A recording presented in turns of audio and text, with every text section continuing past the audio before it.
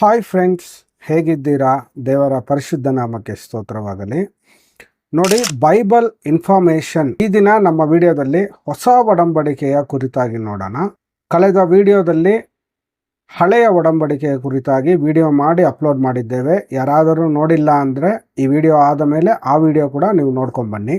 ಈ ಹೊಸ ಒಡಂಬಡಿಕೆಯಲ್ಲಿ ನೋಡಿ, ಟೋಟಲ್ 27 ಪುಸ್ತಕಗಳಿದೆ, 260 ಚಾಪ್ಟರ್ಸ್ ಇದೆ, 7957 ವಚನಗಳಿವೆ. ವೇದ ಗ್ರಂಥವನ್ನು ಅಂದರೆ ಬೈಬಲನ್ನು 2 ಭಾಗಗಳಾಗಿ ಡಿವೈಡ್ ಮಾಡಿದ್ದಾರೆ.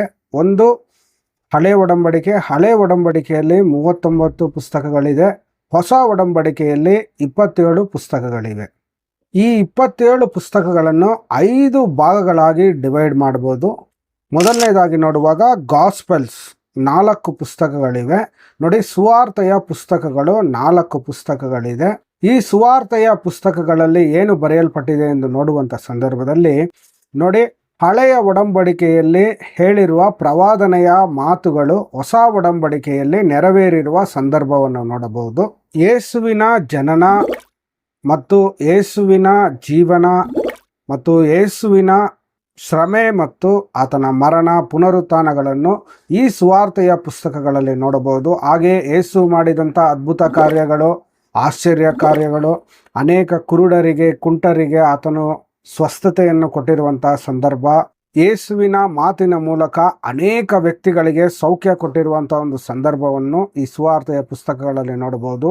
ಇನ್ನು ನೋಡುವಾಗ ಈ ಸುವಾರ್ತೆಯ ಪುಸ್ತಕಗಳಲ್ಲಿ ಯೇಸುವಿನ ಶಿಷ್ಯರು ಮತ್ತು ಯೇಸುವಿಗೆ ಕೇಳಿದಂಥ ಅನೇಕ ವಿಧವಾದ ಪ್ರಶ್ನೆಗಳು, ಯೇಸು ಸಾಮ್ಯಗಳ ಮೂಲಕ ಉತ್ತರ ಕೊಟ್ಟಿರುವಂಥ ಅನೇಕ ವಿಷಯಗಳು ಈ ಸುವಾರ್ತೆಯ ಪುಸ್ತಕಗಳಲ್ಲಿ ಬರುತ್ತೆ.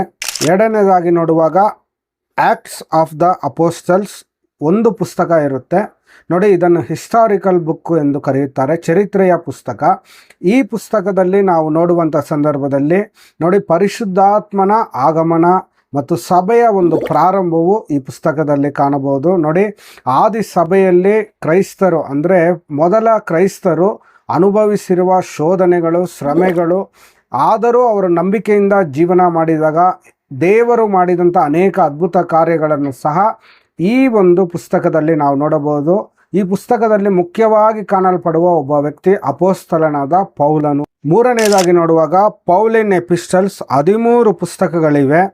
ನೋಡಿ, ಈ ಪುಸ್ತಕದಲ್ಲಿ ನಾವು ನೋಡುವಂಥ ಸಂದರ್ಭದಲ್ಲಿ ನೋಡಿ, ಅಪೊಸ್ತಲನಾದ ಪೌಲನು ಈ 13 ಪುಸ್ತಕಗಳನ್ನು ಬರೆದಿದ್ದಾನೆ.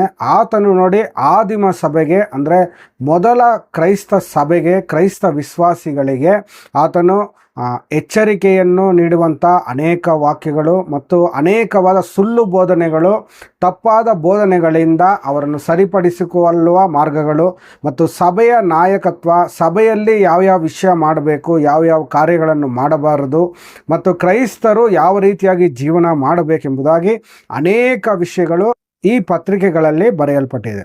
ನಾಲ್ಕನೆಯದಾಗಿ ನೋಡುವಾಗ ಜನರಲ್ ಎಪಿಸ್ಟಲ್ಸ್ ನೋಡಿ, 8 ಪುಸ್ತಕಗಳಿದೆ. ಇದನ್ನು ಸಾಮಾನ್ಯ ಪತ್ರಿಕೆಗಳು ಎಂಬುದಾಗಿ ಹೇಳ್ತಾರೆ. ನೋಡಿ, ಈ ಪತ್ರಿಕೆಗಳು ನೋಡುವಂಥ ಸಂದರ್ಭದಲ್ಲಿ 8 ಪತ್ರಿಕೆಗಳಿವೆ.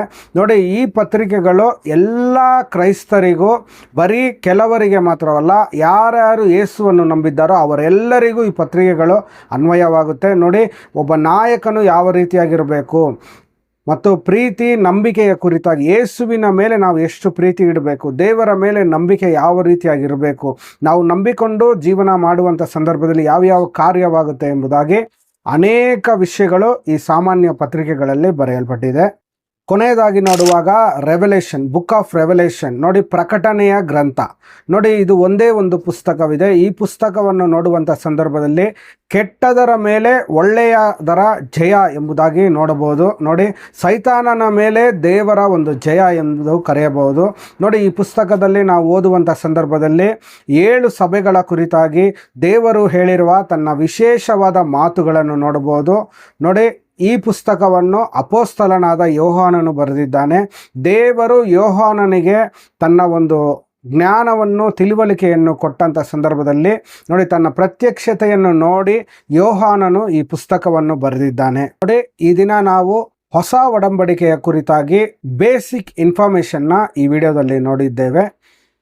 ಈ ವಿಡಿಯೋ ನಿಮ್ಗೆ ಇಷ್ಟವಾದರೆ ಲೈಕ್ ಮಾಡಿ, ಶೇರ್ ಮಾಡಿ, ನಮ್ಮ ಚಾನಲ್ನ ಸಬ್ಸ್ಕ್ರೈಬ್ ಮಾಡಿ. ಈ ರೀತಿಯಾದ ಅನೇಕ ವಾಕ್ಯಗಳಿಗೋಸ್ಕರ ನಮ್ಮ ಚಾನಲ್ನ ಫಾಲೋ ಮಾಡಿ.